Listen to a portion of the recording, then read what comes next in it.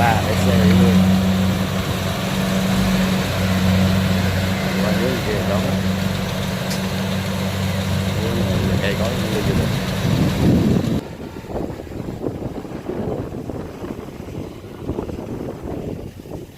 lịch còn luôn chạy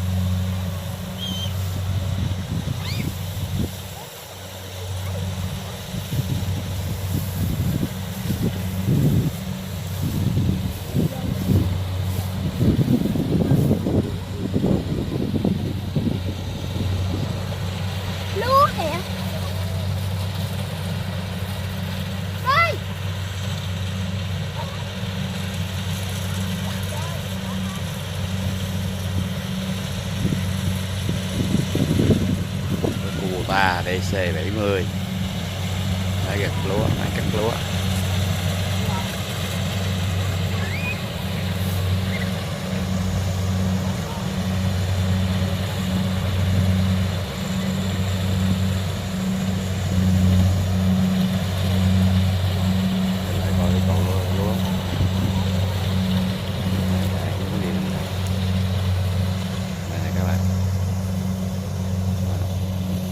Chạy cái dòng của đường nào thấy đang cứ đó chống đầu chống đầu kìa.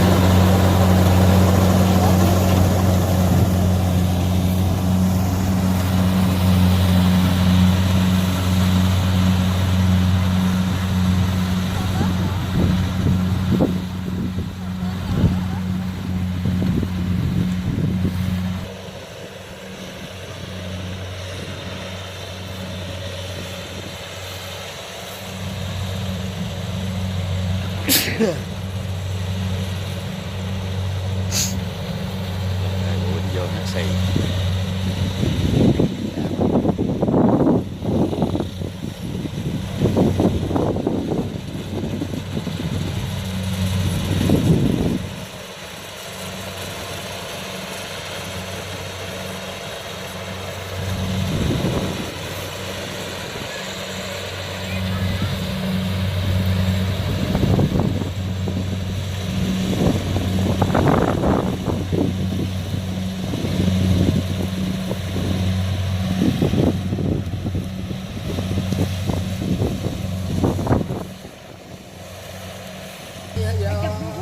quay cho bạn bè coi chứ, quay cho bạn bè coi thôi. Quay cho con cắt thôi. Dạ dạ. Tưởng theo cái đoạn nông nghiệp Không có, không có. Để con rồi. Để tôi nuôi con được hả?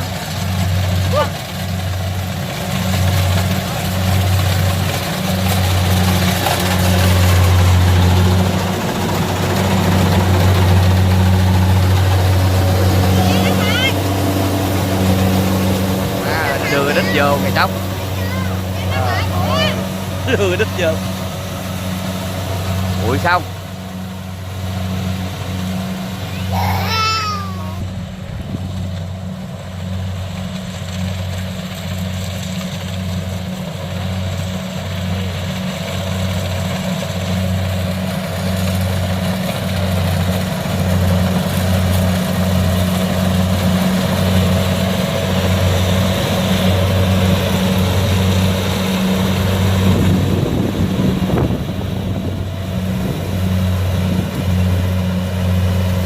Quá bụi gió với tay lúc hướng này lúc hướng kia nó đưa đít nè,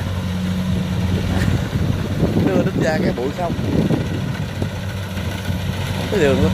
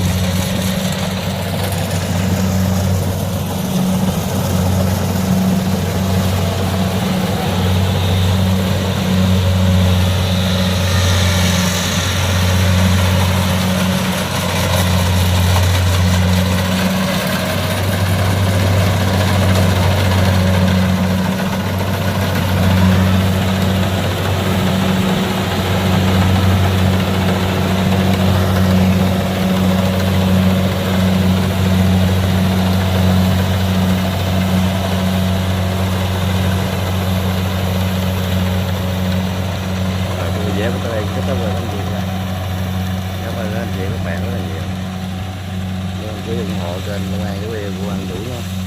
Chào, hẹn gặp lại.